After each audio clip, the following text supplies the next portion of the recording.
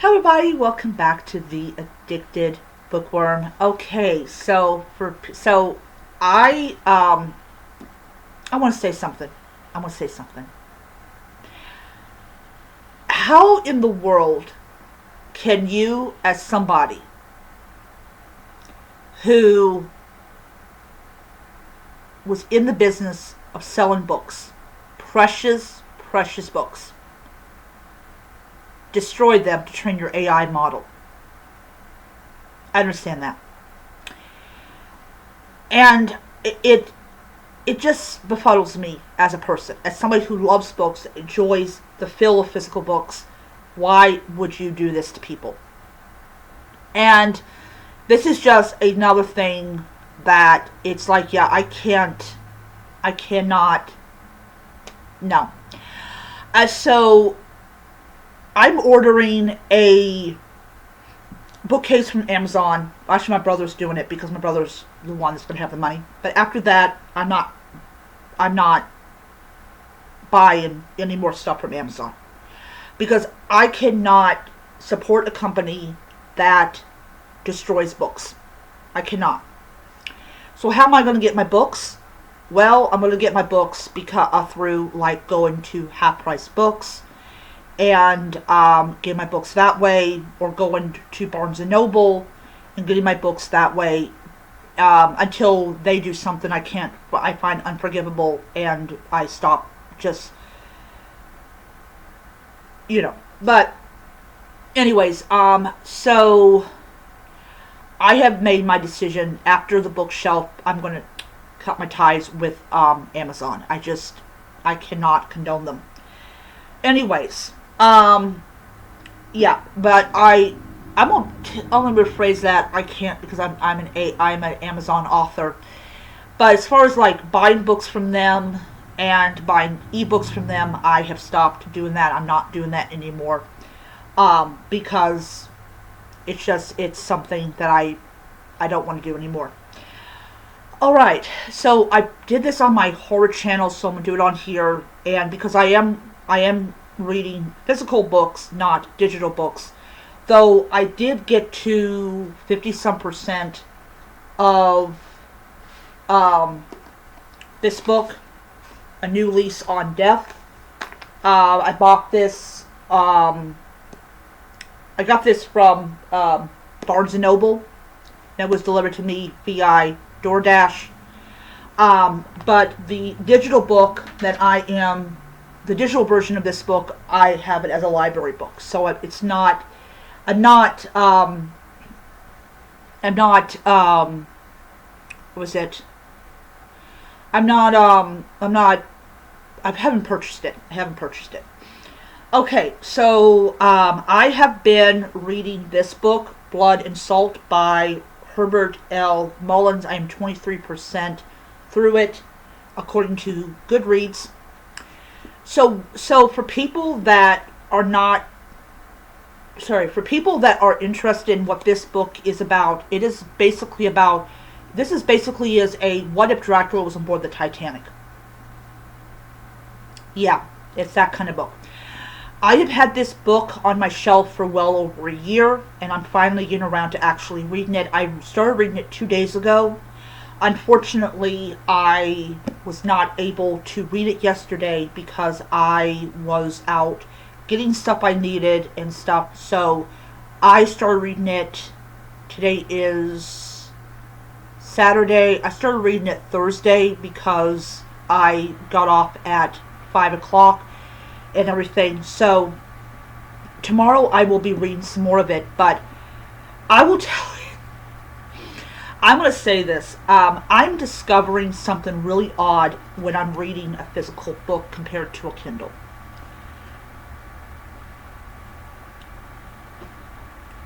And this is probably one of the huge reasons that I'm going to be entirely reading physical books. Like, I will read my digital books because I like them, but I will be mainly reading physical books instead of digital books. Now, this week coming up, I am hoping and praying I can do this. It depends on if they download my check on Wednesday. But this week, me and my brother are going to Half Price Books because he wants to look at their stuff, and it's a great way to support another company that just deals entirely with physical media instead of with digital. So, for people that don't know, as I said, Blood and Salt takes place during the maiden voyage of the Titanic, which is one of the most famous ships ever, or take it back, is one of the most famous shipwrecks in history. And we start off with a very long black box that is being delivered, and no idea who did it.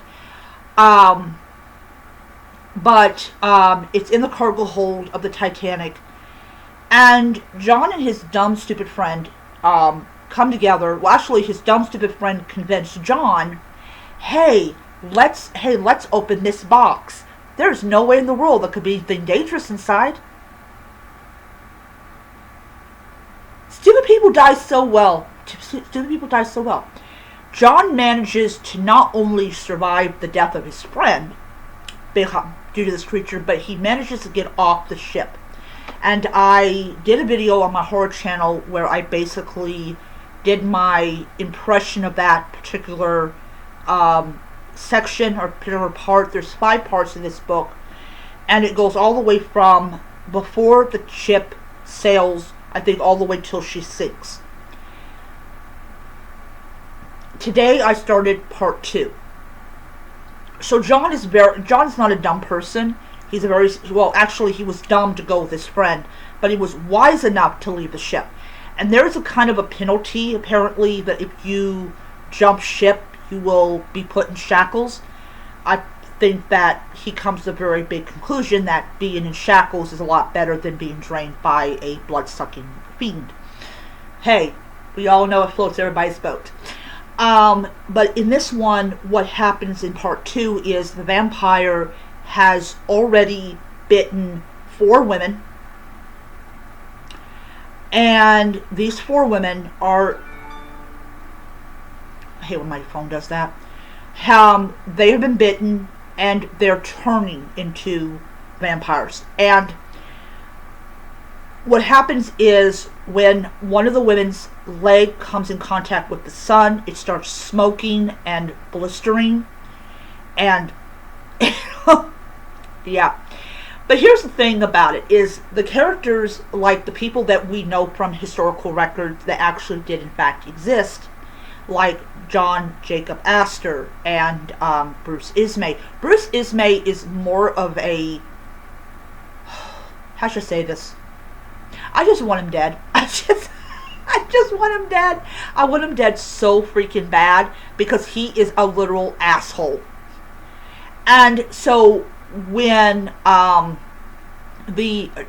when Ben is brought to the scene of this man's death, Ismay decides he just has to follow. Like this is a dead body, okay? It's no. So the assumption is that all his blood has gone between the planks and it's going to be somebody else's issue. Why you would want the firemen to have blood all over them, I do not quite understand your reasoning. Yeah, you will make the man traumatized before he actually is supposed to be traumatized. I don't quite understand that. I don't understand. Okay, this man is going to be traumatized in a couple of days because there's going to be a wall of water coming at him, but yet you want the trauma to start early. I don't quite understand that. I just do not. This guy, this surgeon, is a total idiot. And this is why the vampire's smart, because he's surrounded by freaking idiots. Yeah, the vampire's the smart one in the ship. Everyone else is a bunch of dum-dums. I just, like, yeah, this is how he's going to be able to do this, because he's smarter than you are, because you're a freaking idiot. And then, of course, Ismay is like, he's being a general jackass because, well, you know, who cares if somebody's dead? Oh yeah, let's put him in a coffin. And then, just like 4 people that were responsible for the death of a single individual, they're trying to plot how they're going to hide this dead body. I'm like, first of all, it was funny. And second of all, it just means that you guys are not experts in any kind of form of homicide. You cannot commit a homicide to save your life, because somehow it will just be traced back to you, because you're just a bunch of idiots. Like I said, the vampire is the smart one in this story.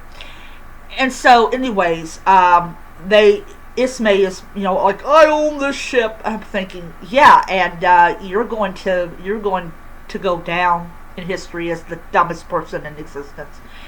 Anyways, they're kind of having this theory about these women. I'm like, why would you want to have a theory about these women? Obviously, they're not normal anymore. And literally, yeah, so they decide to wrap him up, this guy with his insides out, and they're going to put him in a coffin, because, of course, that's what they were for. Yeah, that's just, oh, let's just have the guy embalmed and everything. I'm like, yeah. And he's going to be at the bottom of the ocean. Anyways, it's like so weird. It's so weird. And then you have this stewardess who is going to be famous for many different reasons. Don't worry, all legal. And yeah, it's a really interesting interesting story of a bunch of bozos trying to figure stuff out.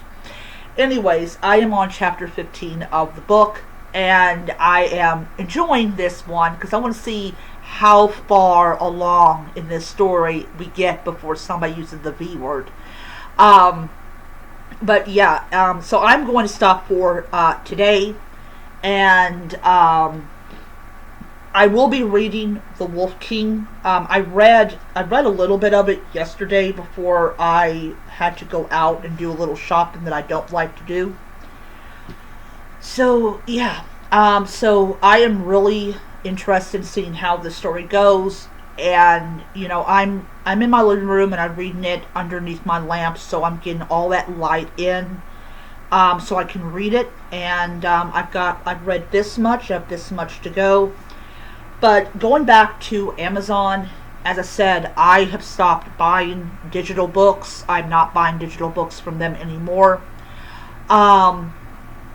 If I do put a book on my Amazon, it is going to be a library book. It is not going to be a book that I get from Amazon. Or what I could just easily do is just go heck with it. I'm just going to read on my Kobo and just leave it at that. But I've decided that for the sake of my own morals, I'm just not going to do that. Like I said, I'm going to get the the bookcase from Amazon, and after that, that's just going to be it. Alright, anyways, that's my video. I hope you enjoyed it, and I'll be back next time. Bye.